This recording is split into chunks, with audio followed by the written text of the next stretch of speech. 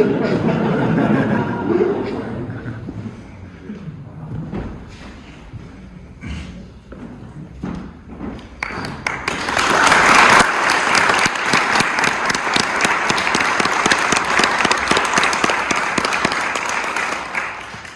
sir, I have the pleasure of presenting Worshipful Brother Andrew L. Schneider, the Master-elect of this lodge, for the ensuing Messiah year. Brother Schneider, previous to your investiture, it is necessary that you should signify your assent to those ancient charges and regulations which point out the duty of a master of a lodge. You agree to be a good man and true, and strictly to obey the moral law. You agree to be a peaceable subject and cheerfully to conform to the laws of the country in which you reside. You promise not to be concerned in plots and conspiracies against government, but patiently to submit to the decisions of the Supreme Legislature. You agree to pay proper respect to the civil magistrates, to work diligently, live creditably, and act honorably by all men. You agree to hold in veneration the original rulers and patrons of the Order of Masonry, and their regular successors, supreme and subordinate, according to their stations, and to submit to the awards and resolutions of your brethren, when convened in every case consistent with the constitutions of the order. You agree to avoid private piques and quarrels, and to guard against intemperance and excess. You agree to be cautious in carriage and behavior, courteous to your brethren, and faithful to your lodge. You promise to respect genuine brethren, and to discountenance impostors and all dissenters from the original plan of Freemasonry. You agree to promote the general good of society, to cultivate the social virtues, and to propagate the knowledge of the arts. You promise to pay homage to the Grand Master for the time being, and to his officers when duly installed, and strictly to conform to every edict of the Grand Lodge or General Assembly of Masons that is not subversive of the principles and groundwork of Masonry. You admit that it is not in the power of any man or body of men to make innovations in the body of Masonry. You promise a regular attendance on the committees and communications of the Grand Lodge, on receiving proper notice, and to pay attention to all the duties of Masonry on convenient occasions. You admit that no new lodge shall be formed without permission of the Grand Lodge, and that no countenance shall be given to any regular lodge or to any person clandestinely initiated therein, contrary to the ancient charges of the order. You admit that no person can be regularly made a Mason in or admitted a member of any regular lodge without previous notice and due inquiry into his character. You agree that no visitors shall be received into your lodge without due examination and producing proper vouchers of their having been initiated into a regular lodge. Do you submit to these charges and promise to support these regulations as masters have done in all ages before you? I do. Brother Drew Schneider, in consequence of your cheerful conformity to the charges and regulations of the order, you are now to be installed master of this lodge. In full confidence of your care, skill, and capacity to go the same. And I now invest you with the jewel of your office and place in your charge the furniture and implements of your lodge.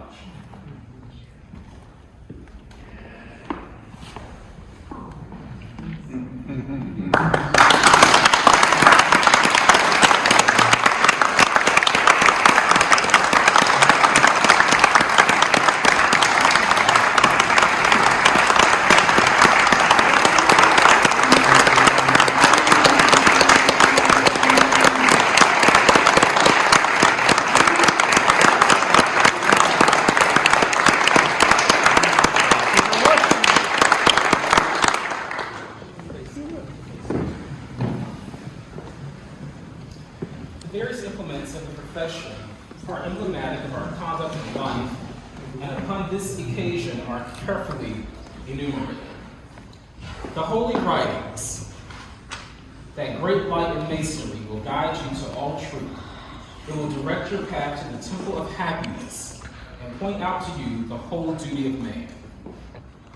The square teaches us to regulate our actions by rule and line, and harmonize our conduct by the principles of morality and virtue.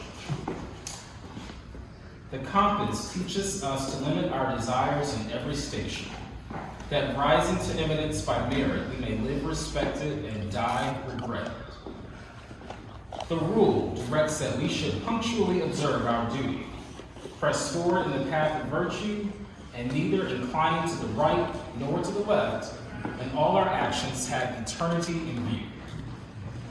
The line teaches the criterion of moral rectitude, to avoid dissimulation in conversation and action, and to direct our steps to the path which leads to a glorious immortality.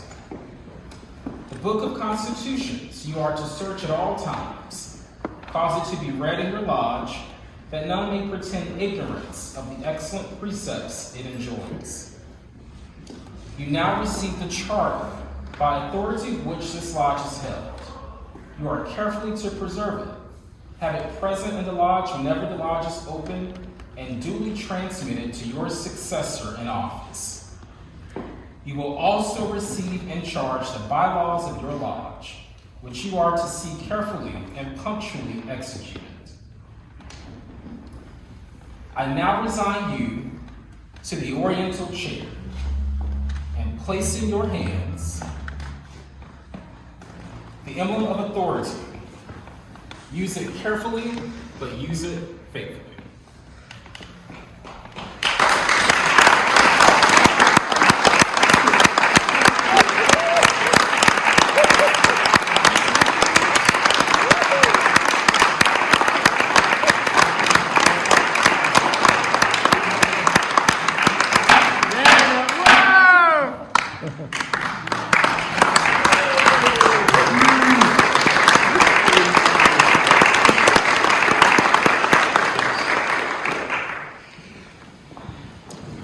Brethren of Schneider Lodge, behold your master.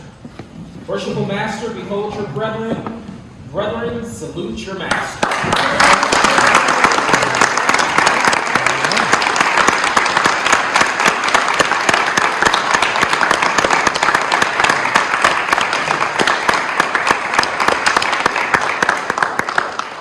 Brother Master of Ceremonies, worshipful sir, you will proclaim our worshipful master, Drew Schneider, as master of Federal Lodge Number 1 of the District of Columbia, the term for which he has been elected.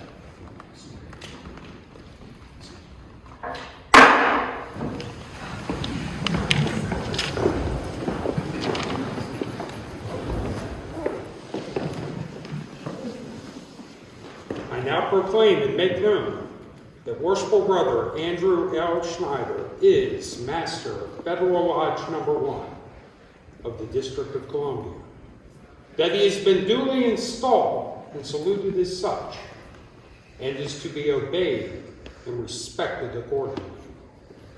I proclaim it in the South.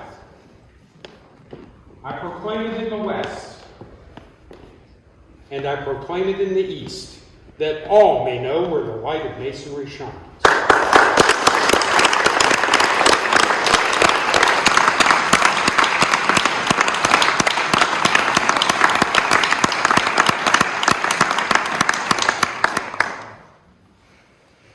Worshipful Master, having been elected and installed Master of the Lodge, you cannot be insensible of the obligations which devolve on you as their head, nor of your responsibilities for the faithful discharge of the important duties annexed to your appointment.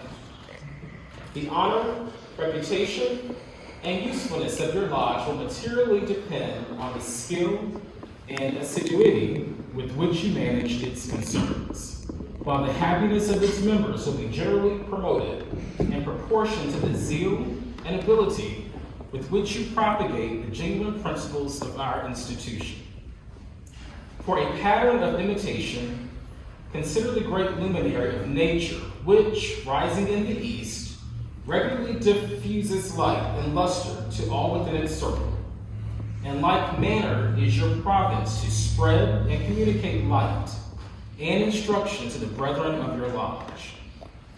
Forcibly impress upon them the dignity and high importance of masonry, and seriously admonish them never to disgrace it.